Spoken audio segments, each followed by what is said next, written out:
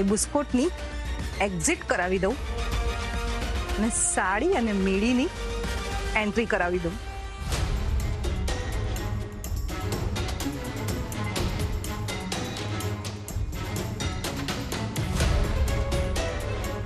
શું કરું? સિદ્ધાર્થ બ્રોને વાત કરી દઉં? આમ તો વાત કરવી જ જોઈએ.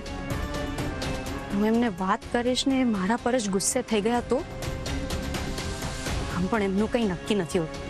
ક્યારેક સ્વાતિ પર ગુસ્સે હોય છે તો ક્યારેક એમના પર ફિદા હોય છે. પણ મારી વાત પર એમના રિએક્શન એ વાત પર નિર્ભર છે કે એમનો મૂડ કેવો છે. કિયારા, સાચો ખેલાડી એને જ કહેવાય જે ખોટા બોલ પર સિક્સ મારે. સિદ્ધાર્થનો મૂડ કંઈ પણ હોય, પણ તારી વાત એના મન સુધી પહોંચવી જ જોઈએ અને એને અંદરથી હલબલાવી નાખવી જોઈએ. આમ પણ સ્વાતિ નામની સ્વિચ દબાવવાથી એના જીવનમાં ધડાકા થવા જ લાગે છે. બસ તારે આ સ્વિચને એવી દબાવવાની છે કે એક મોટો વિસ્ફોટ થાય અને તારું કામ થઈ જાય.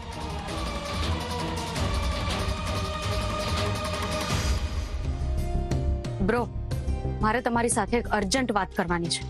What happened, Q? બ્રો, તમારી વાઈફના આઈ મીન સ્વાતિના મનમાં કંઈક અલગ જ પ્લાન ચાલી રહ્યો છે.